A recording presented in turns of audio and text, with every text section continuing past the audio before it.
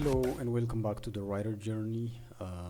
Last time we've talked around the writing journey and getting obsessed as a writer, and under this section we talked around weak character development.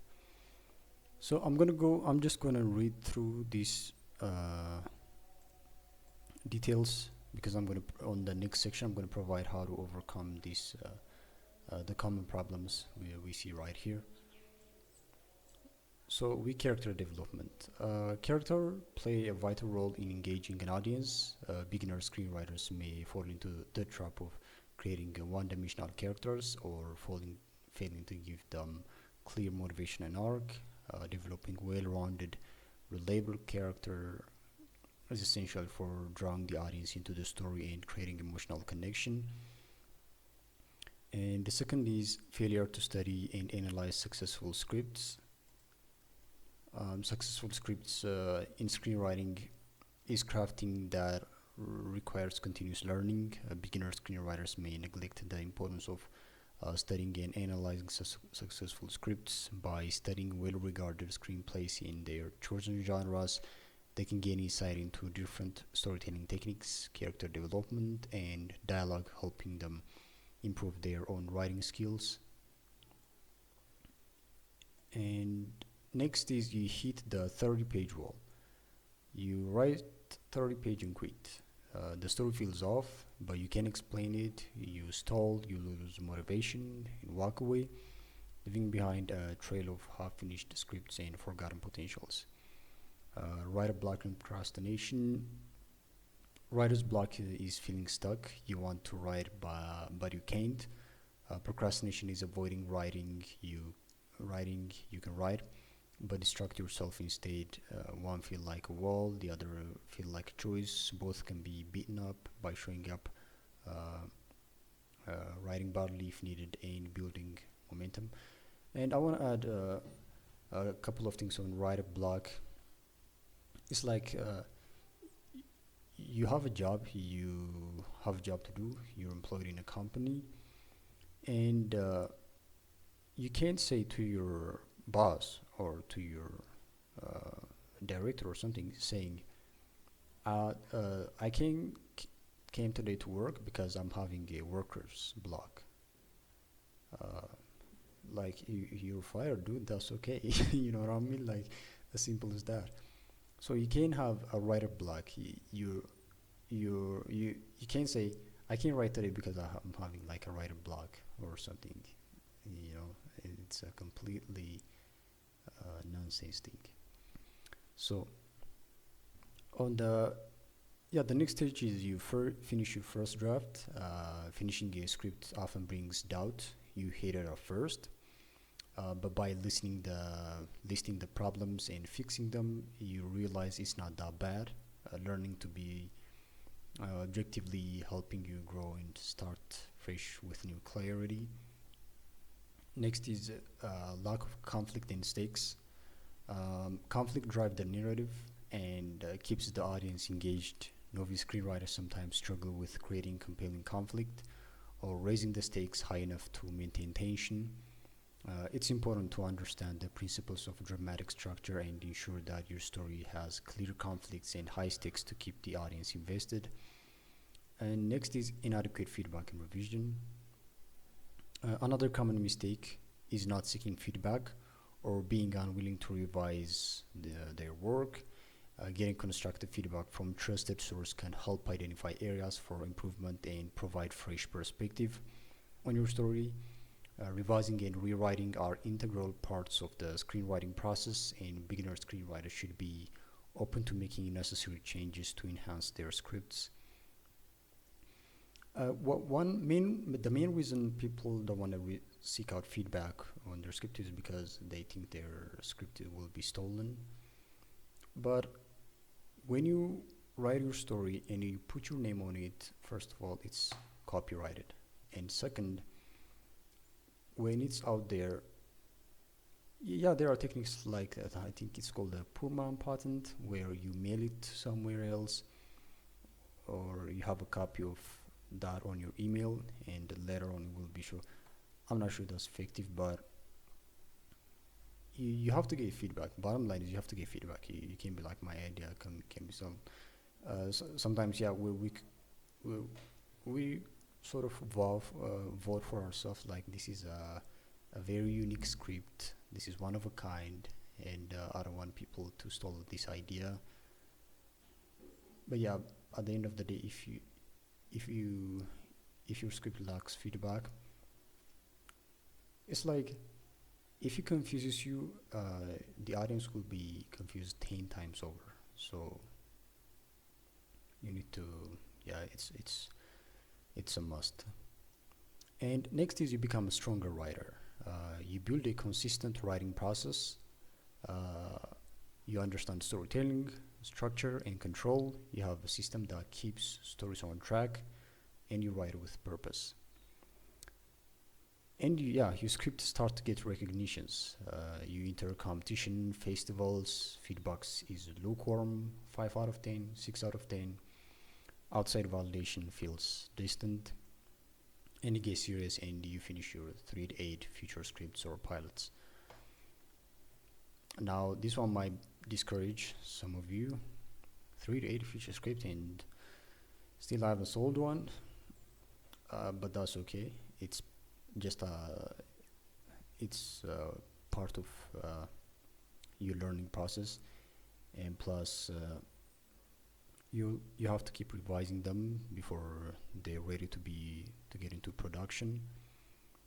But I'm not saying jump from one script to the other, but when I say you write 3 to 8 feature scripts, and then you still you still on the becoming a stronger writer, but not ready to be sold script seller. But that's okay, and it's part of your learning process. So the next is the principle of a writer. The first principle of a writer is sit and write. Now I may come with a different argument later by saying, hey, the writer journey is the next way of writing scripts. It's script writing 2.0. Hey, you know what? Pen and paper day is over. This is the writer journey. This is script writing 2.0. But yeah, but at the same time, sit and write. The reason I say this is because um, I'm having this argument with myself, saying the pen and paper day is over. You have to write your scripts in this mind map thing. It's easily organizable. If you have like, you can have like, I'll go in depth on that on my how I write my scripts, how about my workflow. But yeah, it's like um, the pen and paper day is over. The reason I say that is because yeah, once again, it's this is writer journey has its own way of writing scripts, and at the same time, it's really flexible if you wanna write your script with pen and papers and everything. Yeah. So sit and write. Uh, Writing turns theory into practice, helping you build your voice and style. It teaches you how to structure stories, create characters, and write strong dialogue. More than that, it's a way of exploring your creativity, figure out what works for you, and learn through doing. While reading and studying are helpful, real growth happens when you write, rewrite, and refine. So, as a beginner, start writing. It's where the real learning happens. And next is wisdom. The reason I say wisdom is I see movies. Another term I not a term, but another view of I have for movies is a life advice. Those characters you have in in your movies, they're like they represent an idea, and based on that idea, they show us how to live life. And yeah, as a wisdom being the second principle of writer is yeah, let's use the advice thing, and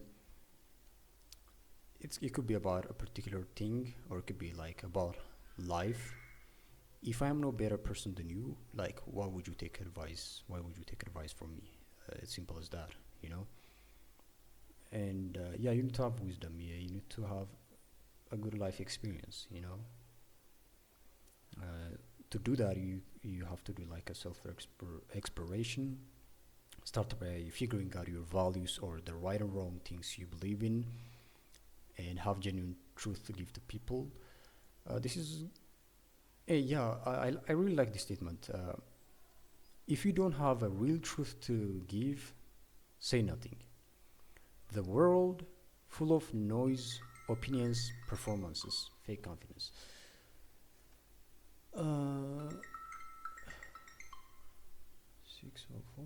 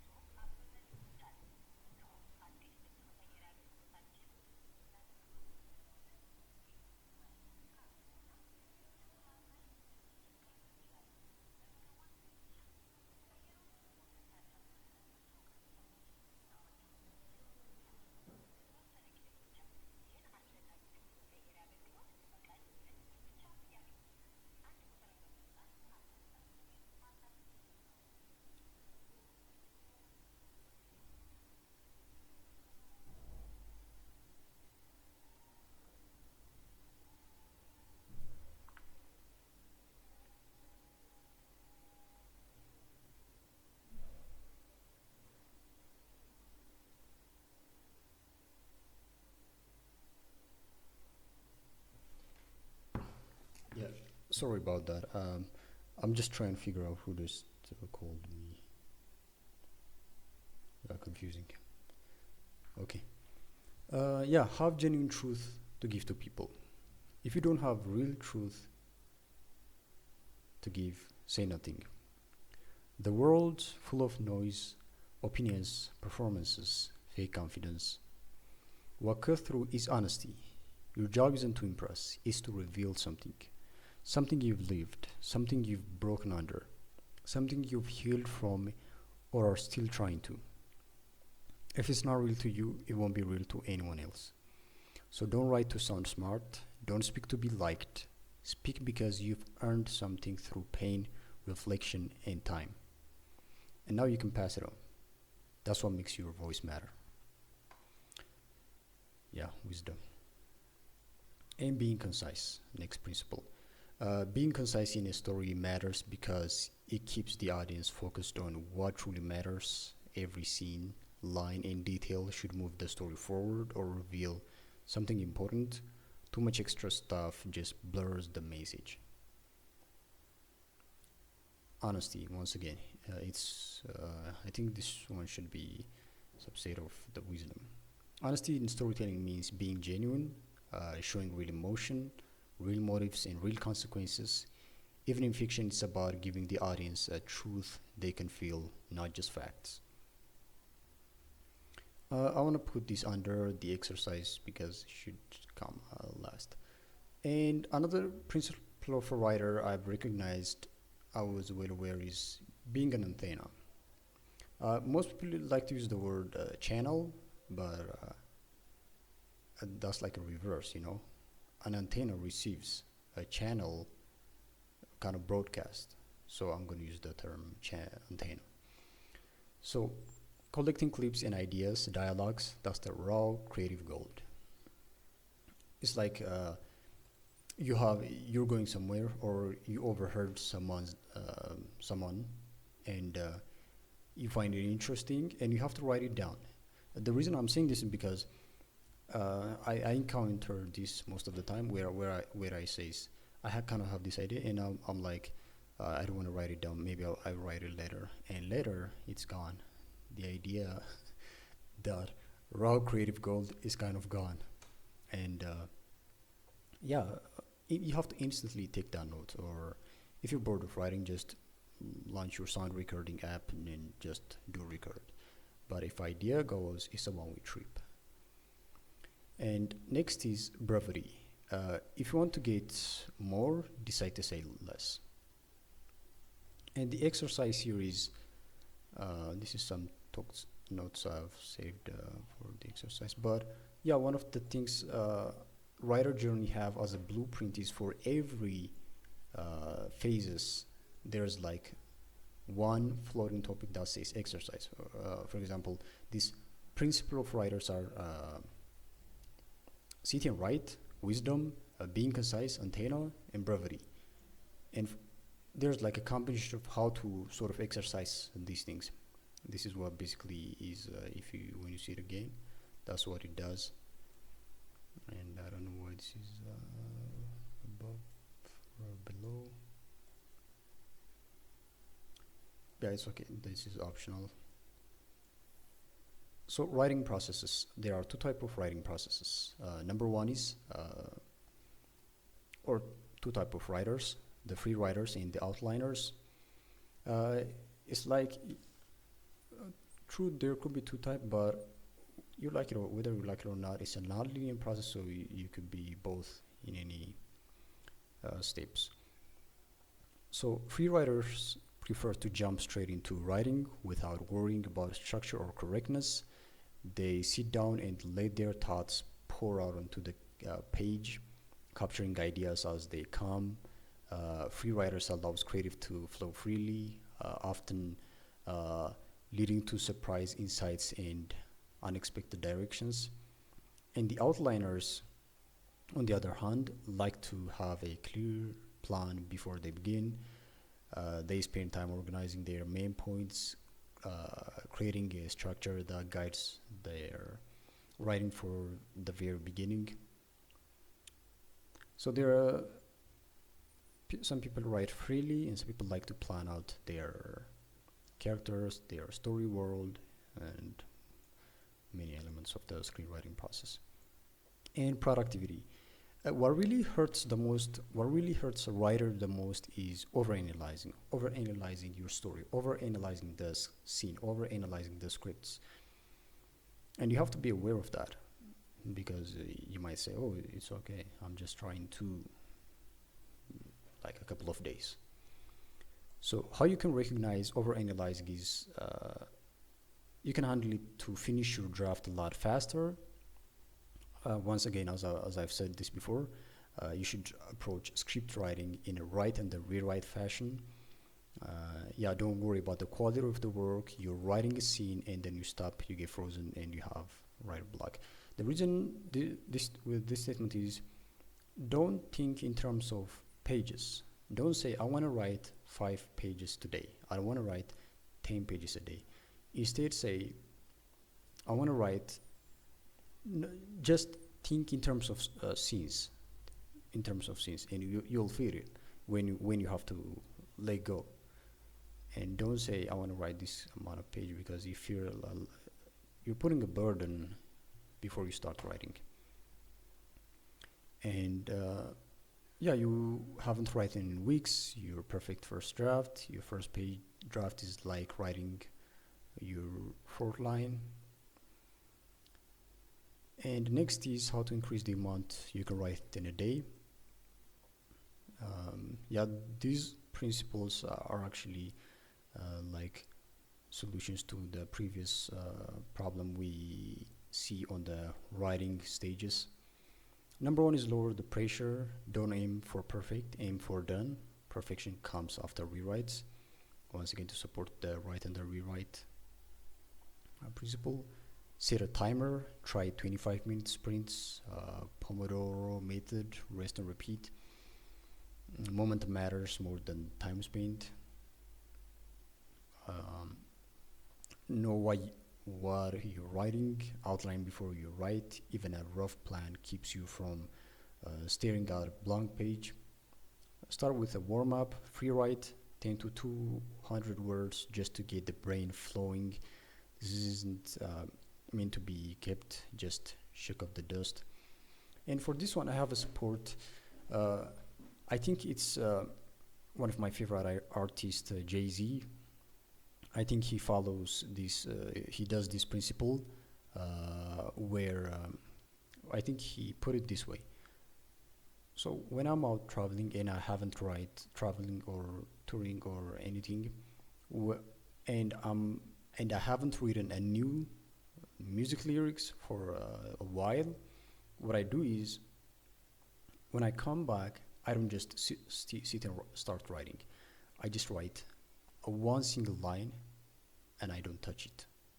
And I put it aside, and after a couple of days, I'll come back to it. I'll just finish the whole thing. And that's really science backed because your brain will start to rewire and you're not putting that much pressure on yourself. And when you're back, you're really excited to work on that. And that's really something I like to do a lot. And yes. So, once again, write in scenes, not in pages.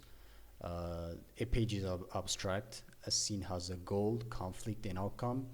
That's easier to visualize and finish. And six is use placeholder. Stuck on a line or detail, write, and then keep moving. Don't let small things slow you down. And track your wins by the day by writing how much you did. Even one paragraph is progress. Stack that daily. Yeah, and celebrate small wins. Make the writing process fun because it is. If you're looking for a rough things, this is not the right job for it because script writing is arguably one of the hardest jobs out there.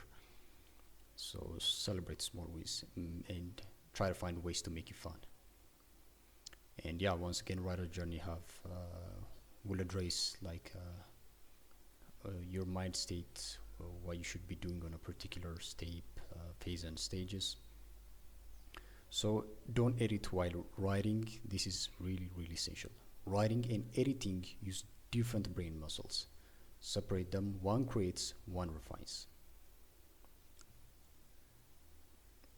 And drafts. This might not be right. Not like right. This might not be perfect, but it's somewhere close. Your first draft is not your production ready draft. That's one of the mistakes we anybody would make on their journey, on their beginner stage. Like once I finish this, I'm gonna have to go out and pitch it. No, your first draft is your discovery draft. Your first draft and your final draft might not even be the same story. There might be like zero correlation or relation, or it might not be the same at all. But so your first draft is your discovery draft. Just write, explore the idea. Don't worry about structure or perfection, or grammar errors or anything like that. Your second draft, you structure and shape, fix the overall plot, locking beginning, middle, and end, and if flows correctly, because a scene should come what happened the scene before, so that type of flow should be well and preserved. And third draft, character focus, deepen character goals, arc, and motivation, align plot to their choices. Your fourth draft, C-level work, strengthening each scene, purpose, conflict, change, cut or combine weak ones.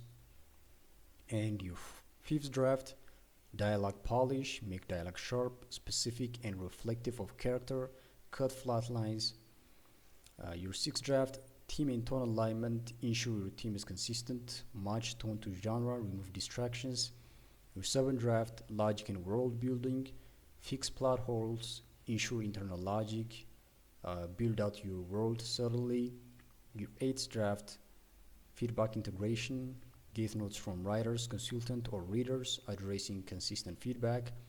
Your ninth draft, final polish, tighten everything, smooth transition, fix formatting, proofread carefully. Your 10th draft, production readiness, prepare for pitching or filming, clean, lean, readable, and emotionally strong. And then you go ahead and pitch. So yeah, what makes a story work? This is really essential. The story-based works when it pulls you in not just with plot but with meaning. As its core, it's about exploring big ideas in a way that feels personal and real. What really makes it stick is how we connect with people emotionally and take them on a journey that actually feels real. Yeah, relatable and compelling characters. We don't have to like them, but we have to understand them. Character need, clear goals, flaws, growth, or resistance to it. Choice that feels real. People engaging with stories because they feel something for their character. Second is structure. With a sense of progression, a story needs to move. Uh, yeah, story needs to move. This is really essential. I want to emphasize this. I want to emphasize this more by saying, so you shoot a movie and you have these scenes, multiple scenes. And if a scene doesn't provide any new information or doesn't push the story forward, thus scenes have to be removed. It has to serve one purpose. Otherwise, it's gonna destroy the momentum. Your audience is gonna get bored, and they're in the cinema. They put their heads up and start to wonder what they're gonna do when they're home, and they see back up, and it's the same thing. That's the last thing you want to happen. Yeah, the first act set up who, what, and where. The second is confrontation, what's at stake, progressive complication, resolution, what has changed. Even if you're experimental, audience craves some kind of emotional rhythm or payoff. This is subconscious. And an audience doesn't need to know about script writing to see a bad script. It's all subconscious decision. Theme, aka what is it about or what is the movie's meaning? The deeper why behind the story, it could be love versus duty, chaos versus order, identity, redemption, sacrifice. The theme gives resonance is what lingers after the story ends. And world and tone. Whether it's a fantasy realm or a slice of life drama, the setting and mood must be consistent and immersive. It shapes how the audience feels. Yeah, it should be according to the theme. It should be according to, even when you location scout, it should be according to the core theme of the movie. Because most beginners, filmmakers, they like to, oh, I want to show my movie to this particular spot, to that particular spot. I was on a vacation on this particular, and the type of vibe gave me, it was so amazing, so I want to shoot there. And no, it should serve the core theme of the script. So it's not about having these disconnected choices. Every choice should be from the ground up. And yeah, what is a good writing or story craft? Number one is show don't tell. Dialogue that feels real, scenes that matters, stick that escalate. Style matters, but clarity and momentum matters more. Yeah, show don't tell is what separates the great from the goods. It's like instead of saying, writing on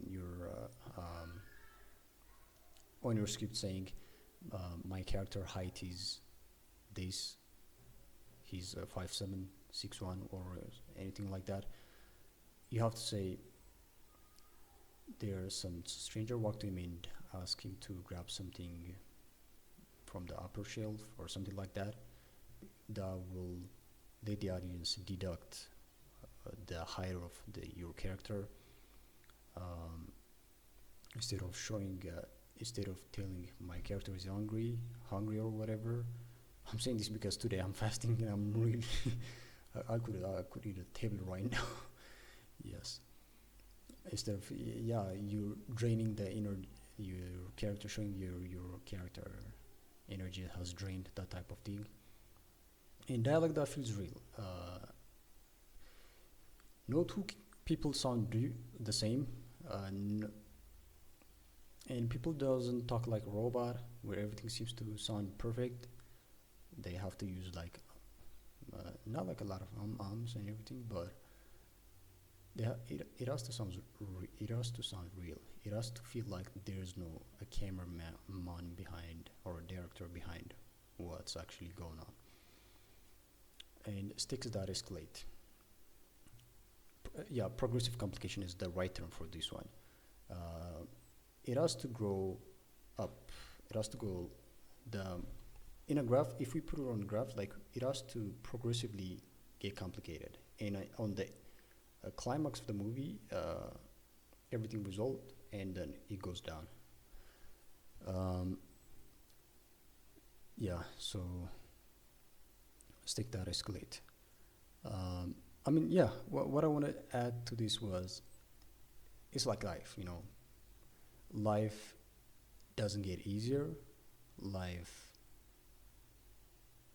keep, you know, getting not complicated. I don't want to be that guy, but more of life is only here to get harder and harder. The only thing you can pray for is you'll be tolerant to that. So yeah, and it has to follow that rhythm just so it will look and sound authentic. Yeah, it's one of the quotes by Bruce Lee. Um, yeah, I have to search this one. So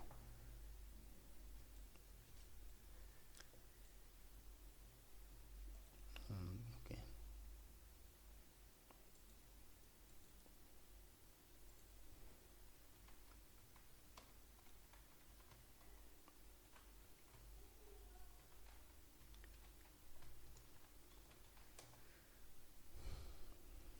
Oh, oh snap! I've actually not connected to my internet. Okay, it's okay. So yeah, life is here to get harder, not easier. So the only thing you can do is be tolerant, have like the character to endure life problems, that type of thing. Yeah, and let's jump to why people watch movies. Let me just read the terms. Number one is entertainment. Number two, emotional connection. Number three, inspiration and motivation. Number four, learning and awareness. Number five, escapism. Number six, social connection. And number seven, artistic appreciation. It's rarely someone will go to the cinema saying, I want to see the cinematography of this director or cinematographer. But mainly people are here for entertainment and learning and awareness. The audience and market. A lot, most of you are going to disagree with me when I say this, but the movie that you make, the book that you write, is a product at the end of the day.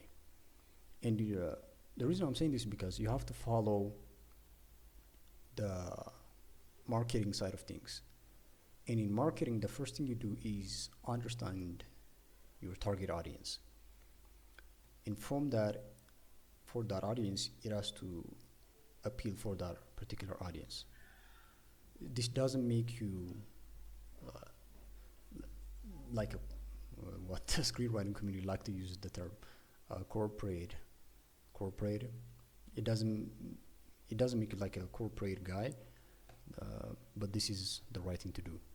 You have to say my content, my script, my book is for this particular audience, and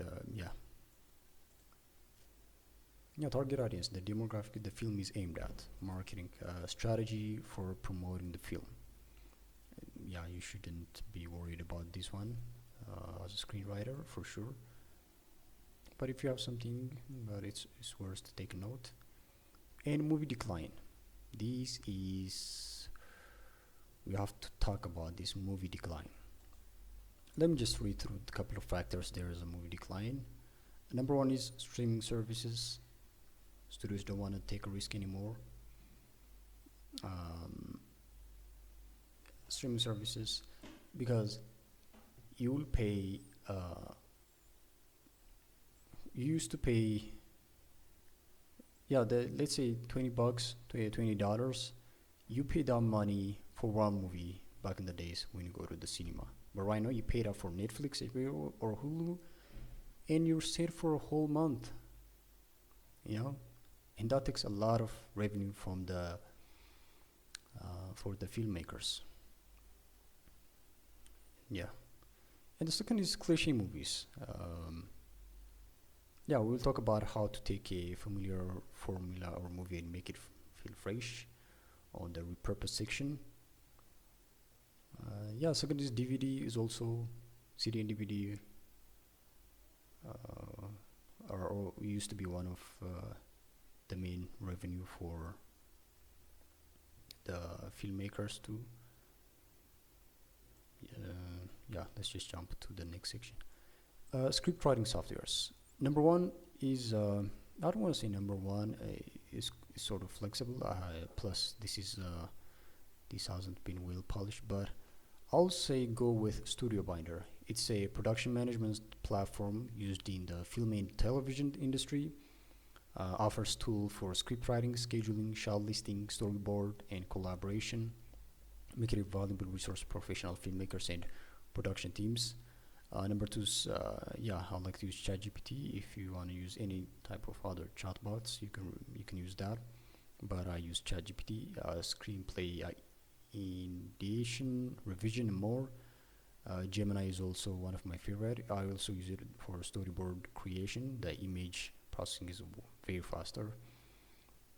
And Final Draft, even in film schools, when you go to film schools, this is like a must. You have to buy Final Draft. It is a versatile open source script writing software that offers feature for script planning, outlining, and collaboration, available on multiple platforms, making it a reliable choice for professional writers seeking a comprehensive toolset. But um, I've claimed Writer Journey is the screenwriting 2.0. It has its own way of writing scripts. We'll go into that because stick with me today because we're gonna have an exclusive view into my movie script called Exam. I've been working on this script for the past 2 years. Yeah, and AI. AI as a it should be as a writing assistant. You use AI tool to generate ideas, write draft, and provide feedback. Yeah, AI could also be used on multiple things, but also mainly for market research, analyze audience preference, and trends to identify potential markets for your story. Um, that's okay. So pitching, creative blurb. This one comes lastly on the post production. I don't know how you end up on the first stage, but it's okay. So without further ado, let's jump to exam. I'm gonna go to the side and scroll back up because yeah, I don't want to give too much on this session. So here's my movie script. It's called Exam. Um,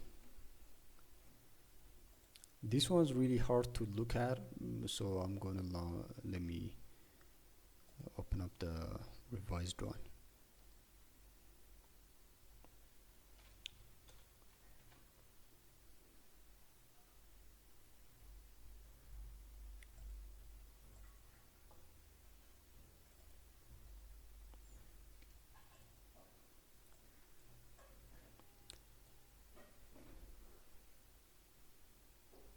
Exam. Okay. Yeah, written by Emmanuel Tasama. Fading. Exterior, Forest Ridge, early morning. A bright morning, bird chirps, mist clings to the air. A soft breeze rustles the treetops, bird songs echoes faintly. High above the nestled in a tiny branch, a small bird returns to its nest. In its beak, a piece of bread reading breakfast.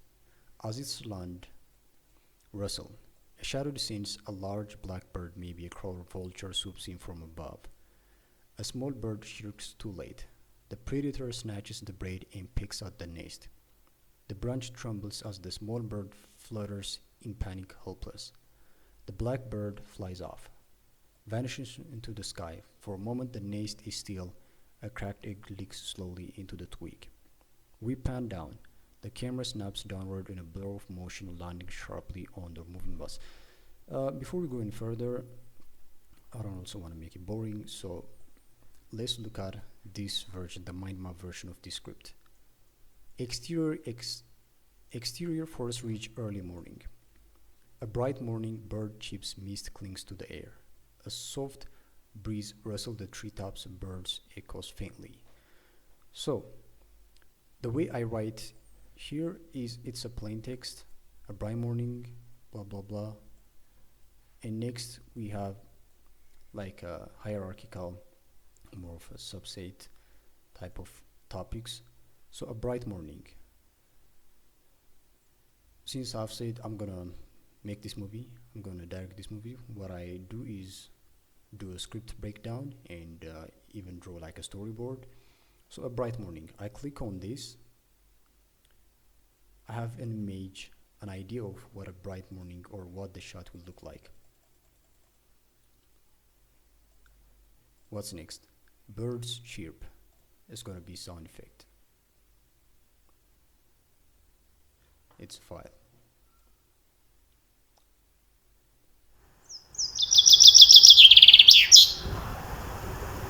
This will be added on the post-production for sure, but it's good to have it. A soft breeze rustled the treetops. Okay. Okay. See? A soft breeze rustled the treetops, birds echoes faintly, while the background sound is going. Again. Birds echoes faintly. So this soundtrack plays while, please don't find me.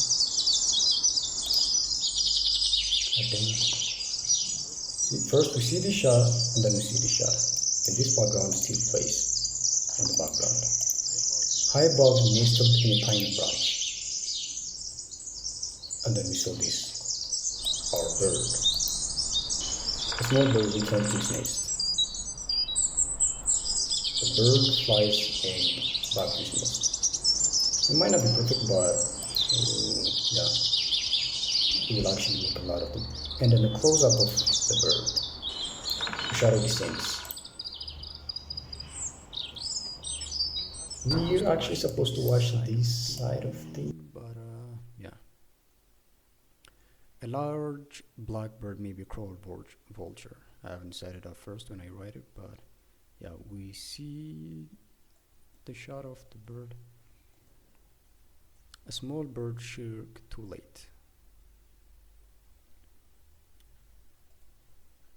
The predator snatches the braid and pick at the nest. Dude. It kind of snatches the braid and yeah. Yeah, I don't want to sadden us. So I'm going to jump to the next scene. So exterior neighborhood. No. Actually, we should continue from this side because we are out of the jungle. We pan down. The camera snaps downward in a blur of motion, landing sharply on the moving bus. This is a fast transition of the bus we're about to see. So it's kind of, the camera kind of snaps on this one. Quick transition. It might not even be on the same setting, but yeah, this is like a metaphor of the whole scene. Is like a metaphor of what is about to happen. So interior school bus morning. The camera pan across a bus full of anxious students.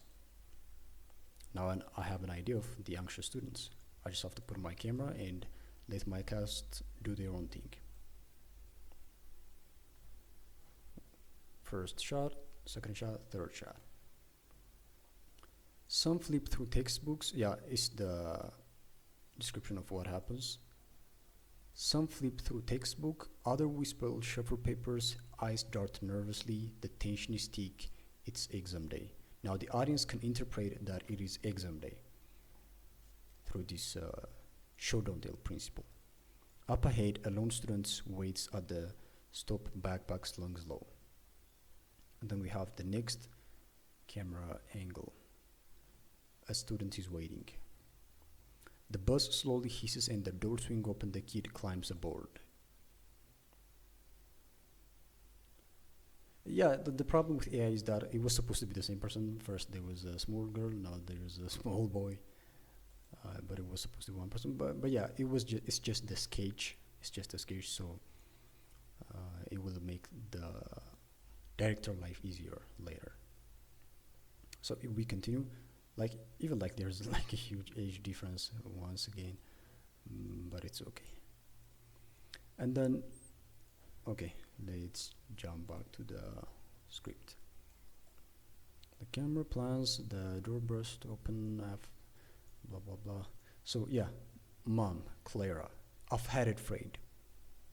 In strides, Fred's mom, 40s Frazel Basharp, wielding a spatula with a half-burned pancake dangling off the end.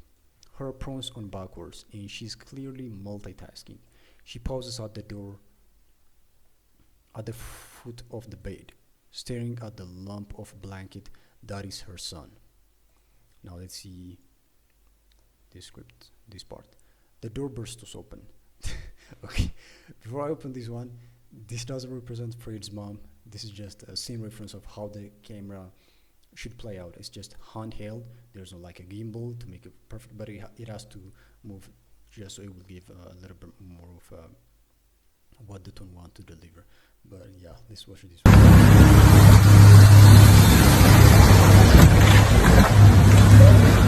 Yo, what you doing, man? What you doing, man? What I doing? And she says, I've had it, Fred, in stride. Fred mom, 40s, Frazel Basharp, rating, stuff like that. And then Fred, we see Fred. Fred is 70, entangled in his blanket, snoring loudly, completely unaware of the chaos outside. We push into his face, mischievous and carefree, even asleep. Let's see Fred.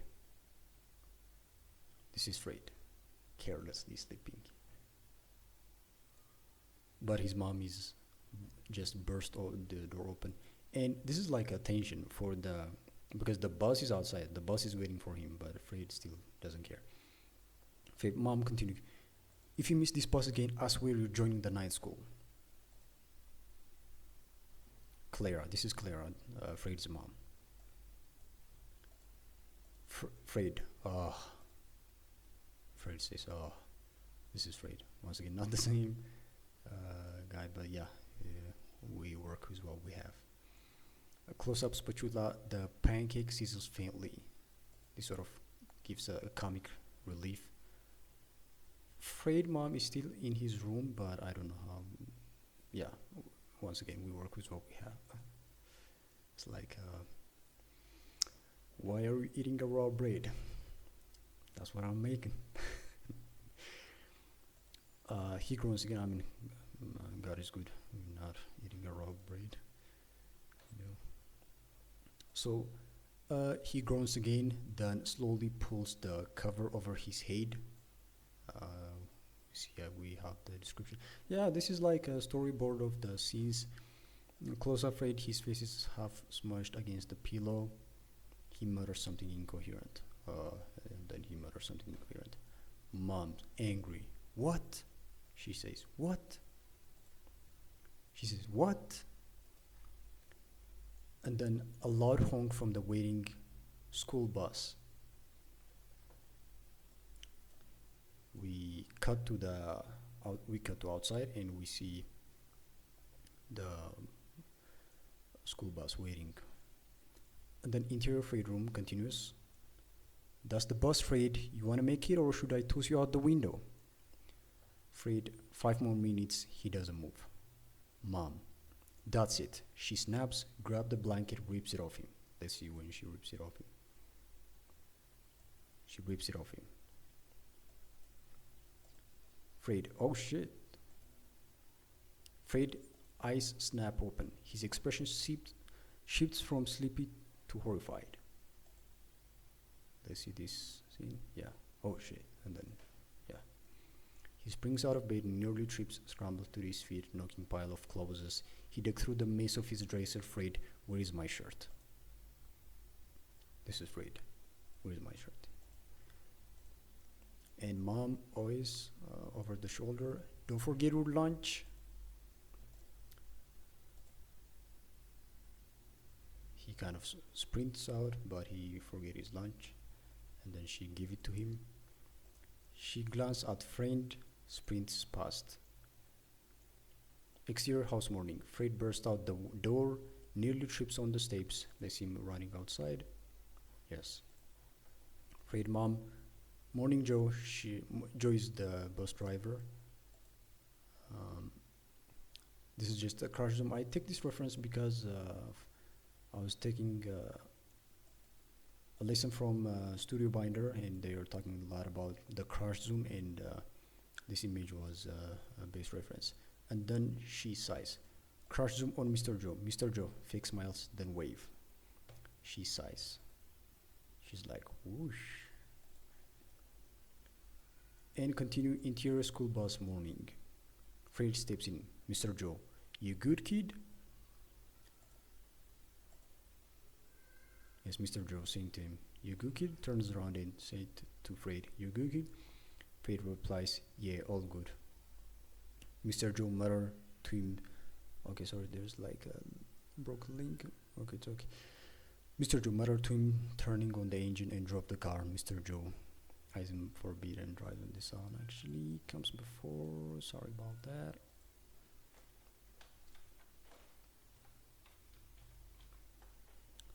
Joe drove the car, drove the bus.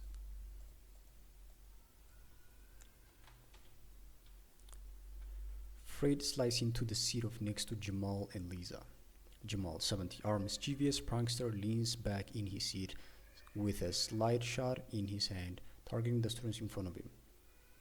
Lisa, rebellious and dressed in a punk-inspired uniform, is seated at the back with her feet kicked up on the front. She starts out the window with a bored expression as if school is the last place she wants to be. Let's see both Fred and Lisa. No, Jamal, Lisa. This is Jamal, and this is Lisa. And this is Fred. Yeah, this is just for storyboard purposes. This doesn't in any way signifies the final outcome, but it helps me think. They greet each other in their own way. Jamal barely looking up from his slingshot. About time. Lisa, without looking up from her window gaze, a quiet mumble. Thought you dished us. Fred slides into the seat, a slight grin. Never. What's cracking? Yawns loudly. The world appear blurry. Reflects he's not a fully awakened state. Jamal. Jamal shrugs, barely interested in me. Chilling. It's just a taste. They can't film if I don't care. Besides, it's just pen and paper in question. Fred. From my perspective, this paper decides if I repeat the year, and if I do well, my mom will promote me to a full-time street life. Jamal smirks. Lisa, come on, it's your mom. You know that's not true. Let's see, Lisa. Okay, we have another broken link. I'm sorry about that. Fred, actually, yeah, it's Fred. Oh, it's actually Jamal that was supposed to say this. Yeah, but I did polish it on the script. But yeah, this is Exxon. Yeah, I appreciate you for being here. Next, we'll go to the first stage of your script writing, initial brainstorming. We got a lot to talk about. You should definitely use this framework. It's been a while in the making. And yeah, congratulations to me. I've actually enrolled to Toronto Film School for January class. Wish me luck. And that's what making the news. So